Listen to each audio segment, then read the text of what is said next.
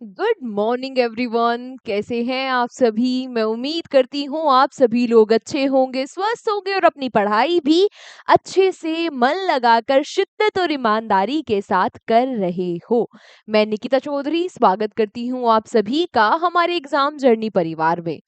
आज की इस क्लास में हम लोग क्या कवर करेंगे? आज के क्लास में हम लोग कवर करेंगे करंट अफेयर्स के 10 इंपॉर्टेंट क्वेश्चंस को मात्र 10 मिनट में। तो शुरू करते हैं आज की क्लास। और उससे पहले एक जरूरी जानकारी आप सभी लोगों के लिए कि आज शाम को 4 बजे हमारी एनटीपीसी के लिए एक और वन शॉट मैराथन होने वाली है।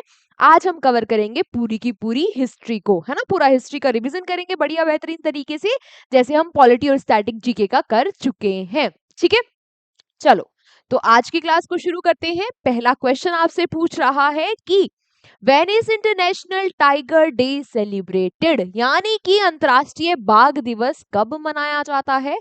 तो जो अंतर्राष्ट्रीय बाघ दिवस है भाई, ये मनाया जाता है 29 जुलाई को। 29 जुलाई को ये दिन सेलिब्रेट किया जाता है। किस लिए? ताकि बाघ जो है, जो टाइगर्स है, उनका संरक्षण ग्लोबली किया जाए, इसके बारे में सब लोग अवेयर हो। अच्छा, यहाँ पर इंपॉर्टेंट फैक्ट ये है कि भारत में 3682 टाइगर्स है, जो कि पूरे वर्ल्ड का हाफ है ना? किसके अकॉर्डिंग? जो अभी 2022 में टाइगर सेंसस हुआ था उसके अकॉर्डिंग। अच्छा, टॉप 3 टाइगर स्टेट्स कौन से हैं भारत में? सबसे फर्स्ट नंबर पे आता है मध्य प्रदेश। मध्य प्रदेश में 785 टाइगर्स है। सेकंड कर्नाटका में 563 टाइगर्स है। एंड देन उत्तराखंड में 560 टाइगर्स हैं। बात समझ में आई? दिन समझ में आया? ठीक है, इंपॉर्टेंट समझ में आई? चलो, नेक्स्ट आपसे क्वेश्चन पूछ रहा है कि when is world hepatitis day celebrated every year. विश्व हेपेटाइटिस दिवस हर साल कब मनाया जाता है? तो ये जो दिन है ये हर साल मनाया जाता है 28 जुलाई को। कब? 28 जुलाई को ये दिन सेलिब्रेट किया जाता है। क्यों? पूरे वर्ल्ड में, पूरे विश्व में जो वायरल हेपेटाइटिस है उसके बारे में अवेयरनेस फैलाने के लिए है। क्या ये लीवर में सूजन या लीवर में कैंसर जैसी इससे स्वास्थ्य की समस्याएं होती है। जो हेपेटाइटिस वायरल है ये 5 होते हैं। कौन कौन से? ABCDE, जिनमें सबसे ज्यादा खतरनाक होते हैं हेपेटाइटिस बी और हेपेटाइटिस सी। बचपन में आपको हेपेटाइटिस बी और सी का टीका भी लगा होगा। ये जो दोनों हेपेटाइटिस है ये जानलेवा हो सकते हैं।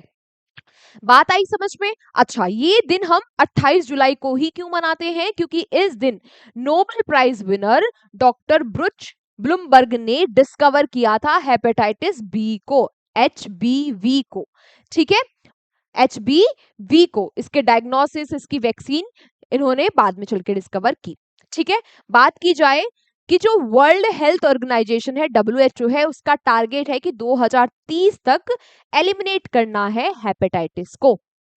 क्लियर बातें? अच्छा, आज का क्वेश्चन फॉर यू समझ गए होंगे आज आप।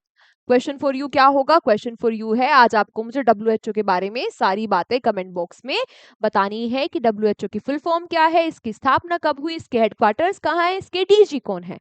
क्लियर? चलो, नेक्स्ट क्वेश्चन पूछ रहा है कि who has been recently awarded the GP Birla memorial award. हाल ही में किसे GP बिरला मेमोरियल पुरस्कार से सम्मानित किया गया? तो ये सम्मान मिला है हमारे इसरो के चेयरमैन को, जिनका नाम क्या है? Doctor V Narayanan. ठीक है, इसलिए मिला होगा भाई, इनका काफी योगदान है स्पेस टेक्नोलॉजी में, उसके लिए इनको इस सम्मान से सम्मानित किया गया। ये GP बिरला अवार्ड क्या है? ये अवार्ड कोमैमोरेट करता है, स्मृति में दिया जाता है किसकी? ये दिया जाता है भाई घनश्याम दास बिरला जी की, जो कि एक इंडस्ट्रियलिस्ट थे और फिलैंथरोपिस्ट भी थे। ये अवार्ड दिया जाता है GP Birla archaeological, astronomical and science institute के द्वारा, जिसकी चेयरमैन है निर्मला बिरला जी। चलो, next, where will Asia cup 2025 be played. हाल ही में जो एशिया कप 2025 है ये कहां पर खेला जाएगा? एशिया कप खेला जाएगा कहां पर? UAE में। इसकी अभी हाल ही में अनाउंसमेंट कर दी है ACC यानी एशियन क्रिकेट काउंसिल ने। ACC के प्रेसिडेंट, अध्यक्ष कौन है? ये है मोहसिन नकवी। ठीक है, हेडक्वार्टर्स कहाँ है इसके? दुबई, UAE में। इसकी स्थापना कब हुई? स्थापना हुई इसकी 19 सितंबर 1983 को न्यू दिल्ली में। 1983 वही साल जब हमने वर्ल्ड कप जीता था पहली बार। कपिल देव जी उस टाइम पर कैप्टन थे। दूसरी बार कब जीता? 2011 में, जब MS धोनी कैप्टन थे हमारी इंडियन क्रिकेट टीम के। बात समझ में आई? चलो अगला अगला क्वेश्चन पूछ रहा है कि where has union minister Amit Shah recently unveil the national cooperative policy 2025।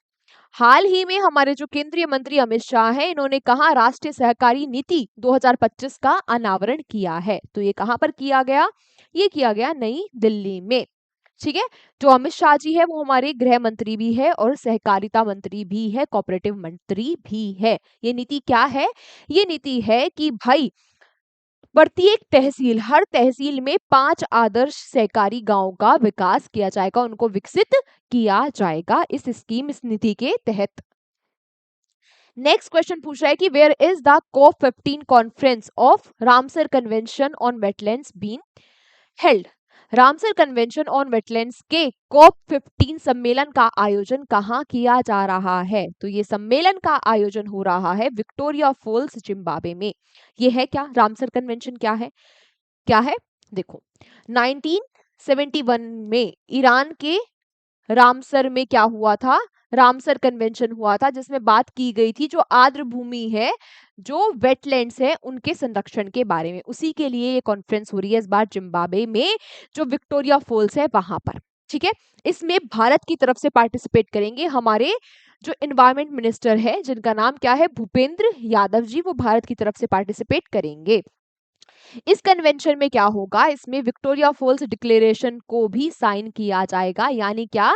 यानी ये होगा क्या? इसमें सभी कंट्रीज को कहा जाएगा कि आपके यहाँ जो वेटलैंड्स है आप भी उनका संरक्षण करो। ठीक है, इस डिक्लेरेशन भी ये साइन होगा इस बार जिम्बाब्वे में विक्टोरिया फॉल्स पर। याद रखना बातें।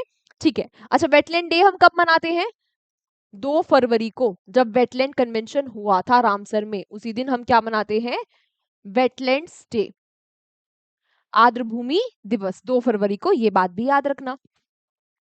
नेक्स्ट क्वेश्चन पूछ रहा है क्या कि who has been appointed as the brand ambassador for Jharkhand state tourism. हाल ही में झारखंड राज्य पर्यटन का ब्रांड एम्बेसडर किसे बनाया गया? किसे बनाया गया? बोलो बोलो। बिल्कुल सही बात, MS धोनी को। MS धोनी झारखंड से ही आते हैं ना, रांची झारखंड से। हाँ, तो अब अगले 4 सालों के लिए ये वहां के टूरिज्म ब्रांड एम्बेसडर भी बन गए। सरकार ने ये फैसला क्यों लिया है? ताकि झारखंड में भी पर्यटन बढ़े। चलो नेक्स्ट आपसे पूछ रहा है कि recently the chief minister of which state has announce the formation of सफाई कर्मचारी कमीशन। हाल ही में किस राज्य के मुख्यमंत्री ने सफाई कर्मचारी आयोग के गठन की घोषणा की है? तो यहाँ पर बहुत लंबे समय से ये बात चल रही थी कि भाई जो सफाई कर्मचारी है उन लोगों का भी कमीशन होना चाहिए, आयोग होना चाहिए, जो उनकी बातों को आगे तक रख सके। फाइनली यहाँ के CM ने ये अनाउंसमेंट कर दी है कि भाई हम सफाई कर्मचारी जो आयोग है ये बनाएंगे। कहाँ की बात चल रही है? बात है बिहार की। बिहार के CM नीतीश कुमार ने ये अभी अनाउंसमेंट की है। बिहार की कैपिटल पटना, और यहाँ के गवर्नर कौन है? आरिफ मोहम्मद खान।